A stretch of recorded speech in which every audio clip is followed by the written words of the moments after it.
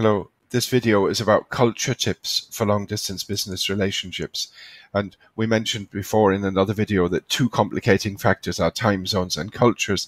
Here we're picking on cultures and just picking a very small number of tips. They're not even prioritized, but there are so many things that we can do in this area. The first tip is to devote time to personal introductions. Who are you?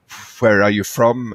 Have you family? All those sort of things tend to fall away when we just have electronic communication with somebody in a team somewhere. And by giving specific time where that can happen, a scheduled meeting can be a great idea. People can use their LinkedIn or Facebook pages and show that to the others, and that certainly helps break the ice. A related one is to learn about each other's cultures. I was on programs in both India and Asia that had been programmed by head offices somewhere in Europe.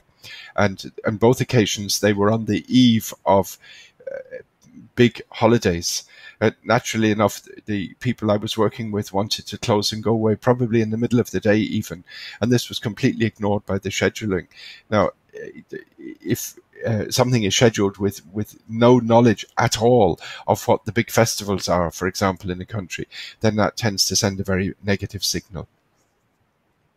Another little tip is to communicate spontaneously, so that you actually talk from time to time. And one way of doing this is, for example, you're working and you get a message over LinkedIn from somebody who comments on something that you said. Then you know that they are active there and then, and you can call back and you have a good chance of getting them. Scheduling meetings and so on can be very laborious, but the spontaneity can be really nice. Another tip is to mix communication methods. People's skills in different languages vary. It could be that somebody writes in one language well but doesn't speak it so well, or understands very well but doesn't write very well, and so on.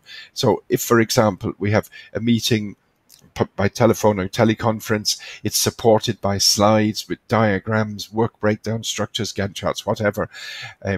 And then afterwards, we ask if there are questions and we allow for time for people to answer, maybe 24 hours. The questions might come back in written format. There might be a second conference and so forth.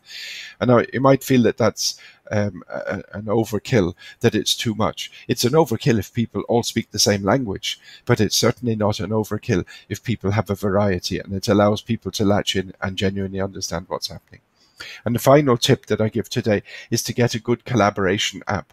You have a task that needs to be done. It goes into a database with a little message saying, you please do this.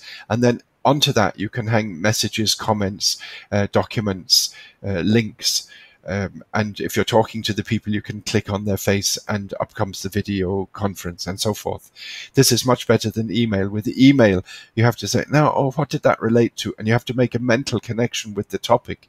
And maybe the document you're talking about is somewhere else. So you lose an awful lot of time just jumping between one and another.